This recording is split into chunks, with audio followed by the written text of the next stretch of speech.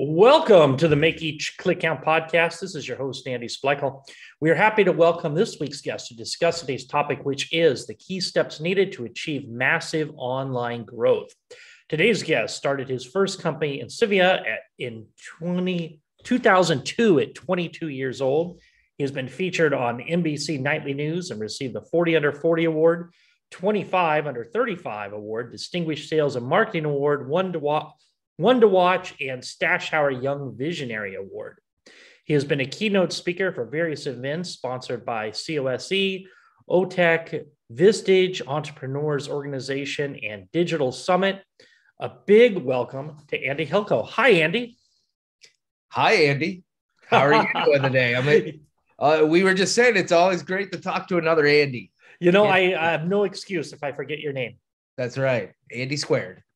Hey, let's start. I was researching you coming on, and on your homepage, it says that you have dramatically scale with expertise in market strategy, customer acquisition, and user retention.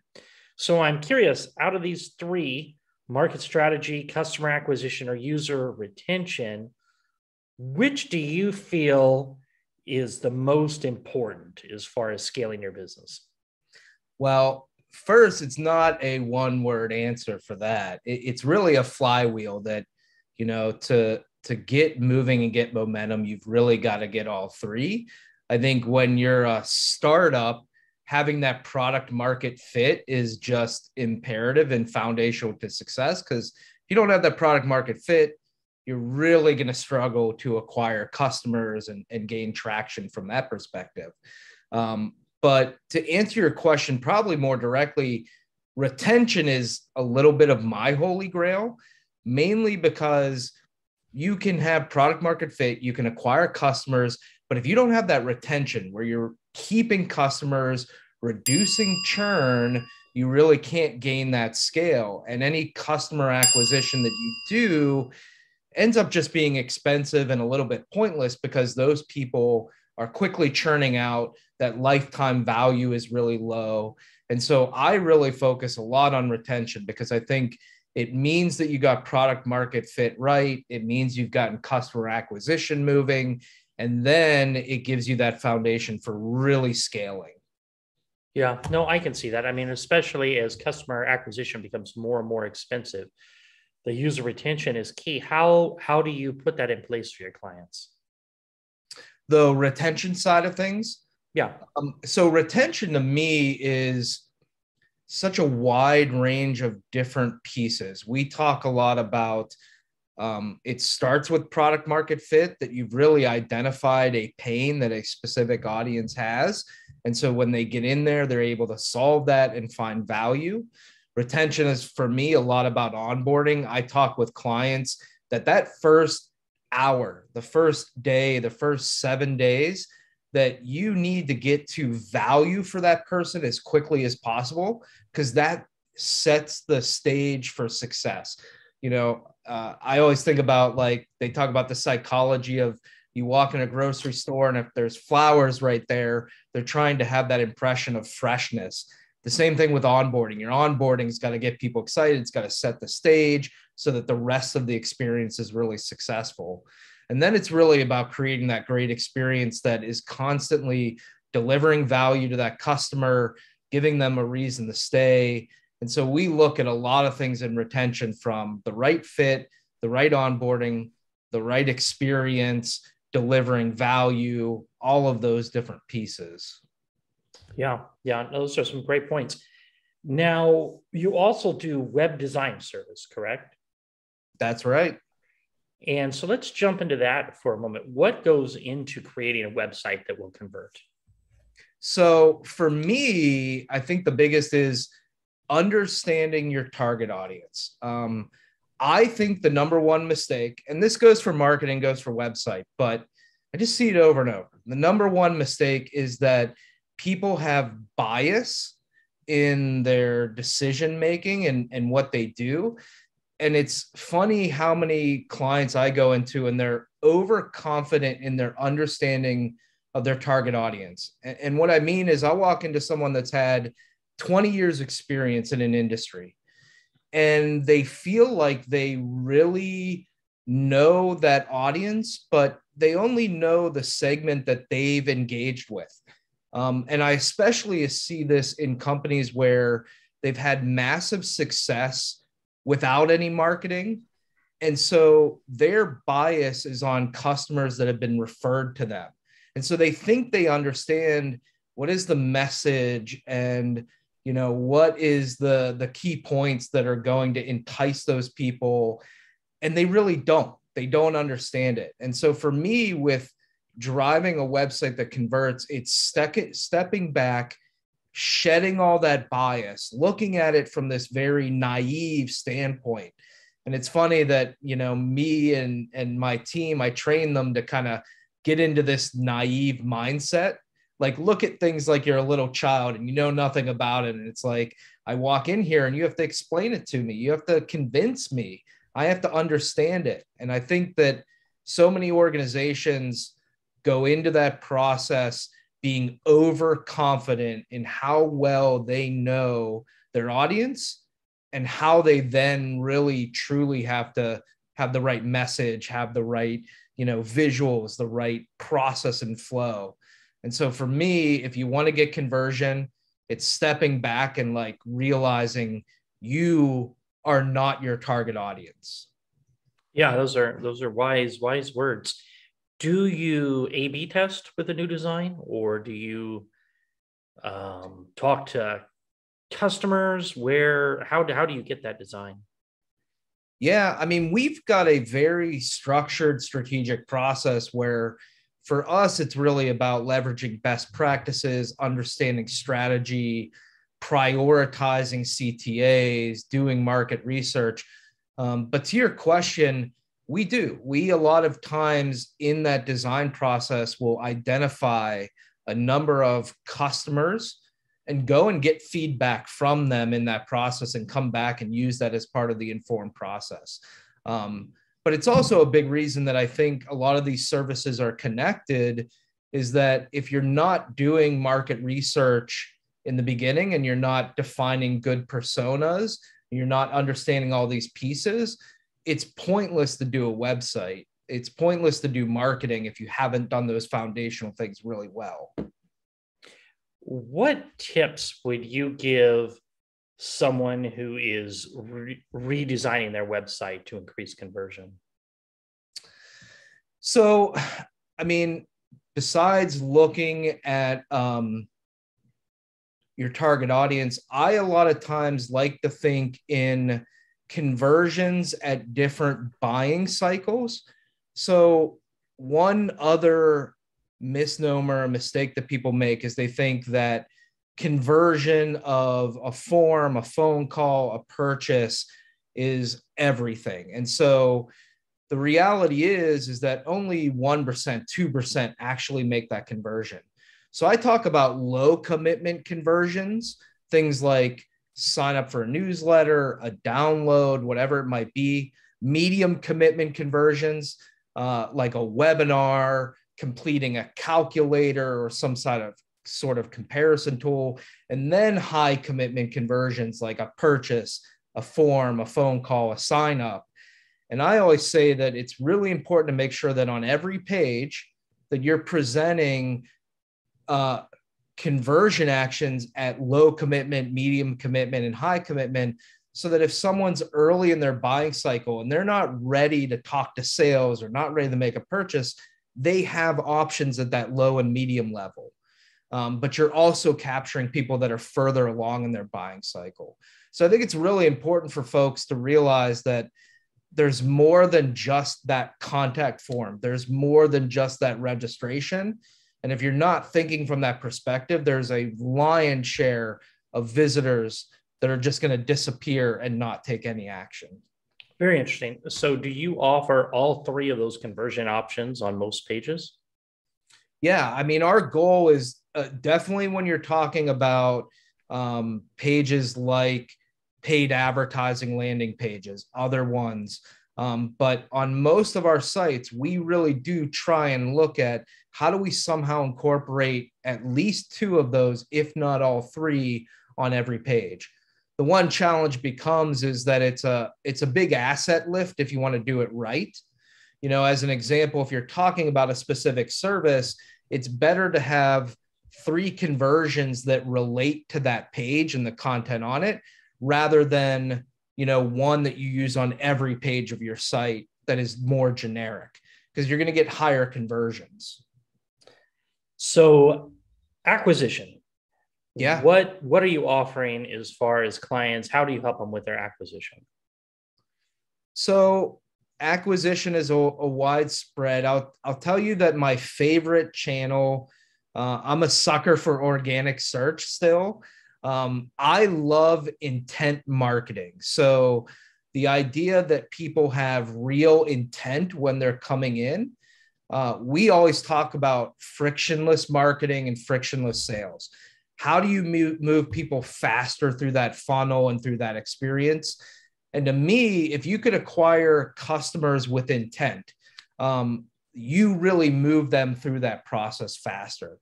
And I always talk about advertising and outreach as like being very interruptive. You know, you're getting in front of people, you're sending them an email, you know, social and PR, they have influence, but not always intent, because social, you're influencing people and it's referral based, but they may not have a need or an intent that they're filling.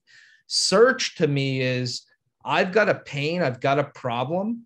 I'm going to the search engine and I'm looking for a solution. I have intent. I need an answer. I need a product. I need a service. I need something. And so the reason that I get excited about search still is that it's the primary channel that really has this high level of intent that then when you get them in, oftentimes the rest of that funnel is very frictionless. So when you're talking search, you're talking SEO, or are you talking PPC, or are you talking both? I'm talking both, but I always prioritize organic. I still believe strongly that organic is the primary one. Statistics show that most people do click on organic before they click on paid, but within search is paid advertising, and those people that search have intent. So I think that SEM and really understanding both organic and paid is important, but I'm still a fan of organic as the lion's share of that. How do you calculate ROI with the marketing channels, especially for organic?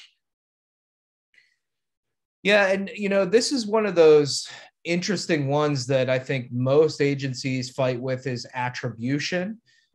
You talk about ROI, where did it come from? Journeys are complex, right? And we see that a lot with clients when we're producing reports is, you know, how do we really understand that maybe someone did do a search on their phone, but then later they went to their, you know, desktop computer and they typed in the domain, or they emailed themselves a link and then they click from that email and it's being attributed as this.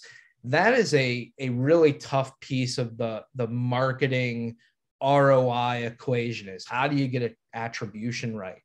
And I think every firm struggles with it, and there's tools out there in GA4 that are starting to help with that attribution equation. But for us, it's really looking at a mix of, you know, how do we understand the hard KPIs, like a true conversion into a sale, a sign up, whatever it might be, are leading indicators like how much volume is coming from search, how big is our list, et cetera, and really starting to try and make sure that we are piecing together that journey to understand that attribution.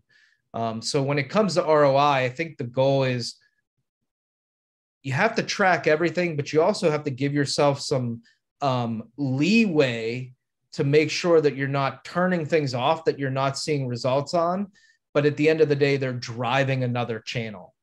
And so we often look at that as, especially you do paid advertising, someone comes to a page, then you do some remarketing, but they email themselves a link. That's hard to attribute to. But what you don't want to do is shut off the paid advertising because you're not seeing the direct conversions. Right. So it is a complex game to play. Now, most search engine agencies don't offer nearly as many services you do. You guys, you have website design, SEO, PPC management. How did you get into offering so many different services? So, transparently for me, I started the business 21 years ago. So I've been doing it a long time. I did it right out of college, right? And I'm one of those people. I'm a super immersive learner. I in high school taught myself to code.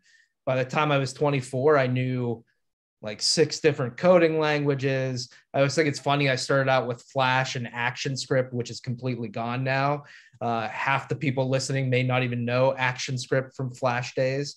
And then when I got into starting the agency, really got into design. And then when search and paid came up, I dug in. And I think one of the reason I share that is I'm lucky enough to be surrounded by people, and I really bring in folks that have this hunger to learn, passion to dig in, like wearing multiple hats, are willing to fail as long as they learn something.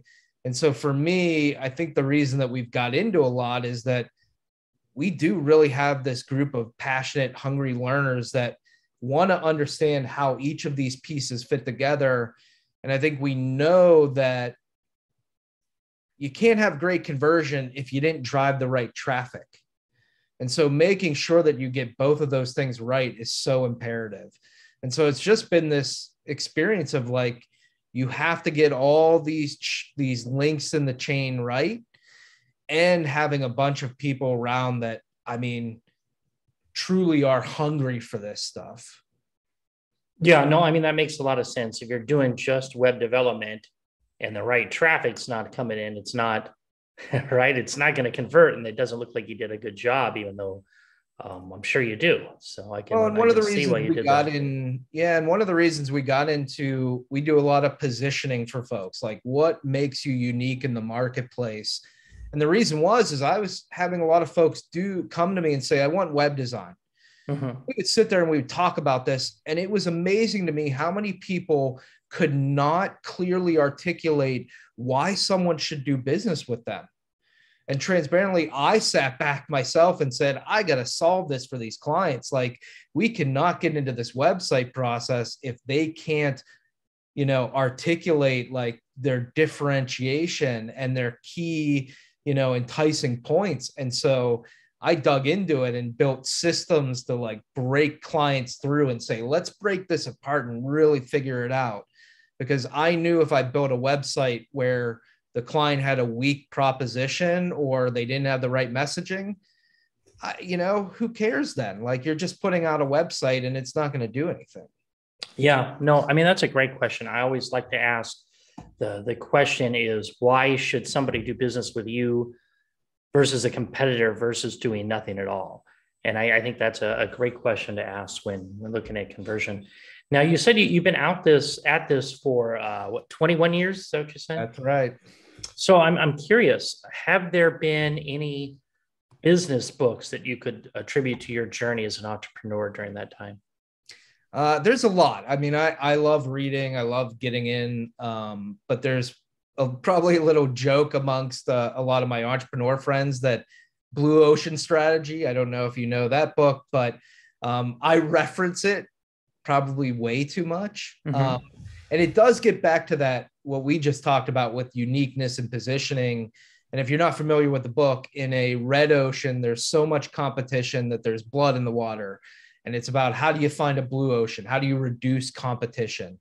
And that book talks a lot about, the strategy of the business. But I really think that the concept of how do you reduce competition gets into your product strategy, your market, who are you talking to, that positioning and messaging, all of these things drive less competition. And so I've actually used a lot of the things in Blue Ocean Strategy that develop the exercises that we do with people for positioning, because even in your message, even if you don't change your offerings for a blue ocean, you can adapt your messaging to create a blue ocean, to reduce competition, so that when you walk in the room and you're competing with another company, they should fall away because you are so well articulating why you're unique and why someone should do business with you, that the competitors seem like they're aliens in the room and they don't belong. And so I'm really big about like, how do you truly find a positional blue ocean, a scenario where you can articulate yourself so well, your differentiation, your why, that you have pushed your competitors out of the room. So what is your positional blue ocean? Who are the clients that you service? Yeah, it's a great question. So for us, we've narrowed down on working with software centric companies. And that's kind of become our blue ocean. A little bit of that has evolved because, like I told you, when I was in high school, I taught myself to code and code in a bunch of languages. Tech has always been kind of in my blood since day one. I've launched a couple of products of our own and spun them out into their own companies. So I really love that, scalable recurring revenue software business.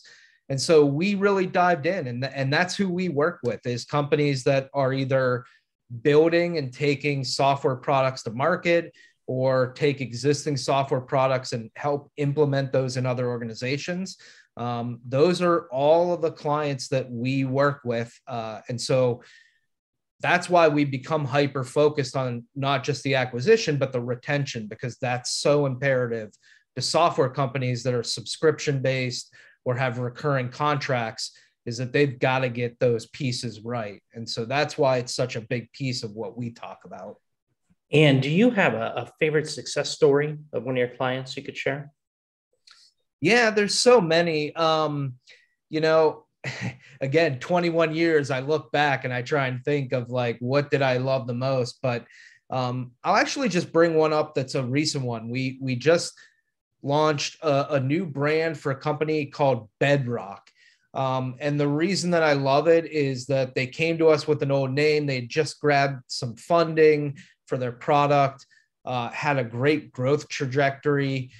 And our team was really able to come in from that blue ocean perspective and help them really break apart their competitors, their market, their product, and help them create true articulation of how they're unique, develop them a new name, a new brand, website, the whole kit and caboodle into marketing and producing, targeted SQLs and PQLs for them. And so for me, a client that we can go in and be so instrumental for, and we can help them really solve problems, that's the stuff that gets me like excited. And I walk away from those meetings going, man, this is why I'm here, is to see such major impact.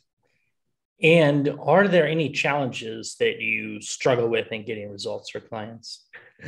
Well, transparently, I think there's always challenges, right? I mean, we live in a world where people are constantly being inundated with everything. We, a couple of years ago, got really big into LinkedIn connection campaigns. And we had found massive success with that of, you can target down to very specific titles and specific industries, do a connection request and invite somebody to an event, or invite them, to meet you at a conference. And we were having great success with it. And the challenge with the marketplace was it got flooded. And now if you're listening to this, you probably within the last 20 minutes have had 10 connection requests on LinkedIn that are spam, right? Right, right. And so I think the challenge that we face is that sometimes you find these really innovative things, and especially being in this 21 years, social media, when I started, pay-per-click, when it first was early, you find these tricks and you find these ways to optimize it. And it eventually gets inundated and overwhelmed to a point that it's hard to get it. And so part of this journey and part of the challenge is always staying ahead, always being agile, always finding that next thing and not being stagnant. And you had mentioned your perfect client or SaaS companies. Yes. Do you work with any other verticals, or who's out there? Maybe they're not a SaaS company that you would work with. We really don't. We are hyper focused on anybody's software. We get into devices because a lot of times devices are paired with software. So, but it is hyper tech focused. And software is a big space, right? You know, we work with B2B SaaS where someone gets there and they're signing up for a monthly package. And we also work with enterprise software where they're selling, a $600,000 software license for 4 years to a hospital system. And so, for us, software is a wide space, but one where we want to have, deep expertise in, and that's who we work with. All right, well, you got to respect that. Yeah. Now, how does somebody get a hold of you? How can an interested listener learn more about working with you? Well, I think the normal channels, insivia.com, insivia.com, social media and LinkedIn. I mentioned LinkedIn. I have a huge number of connections. I love connecting with people, seeing what they have to say. I engage a lot on there, but definitely check out the website because we have tons of educational resources.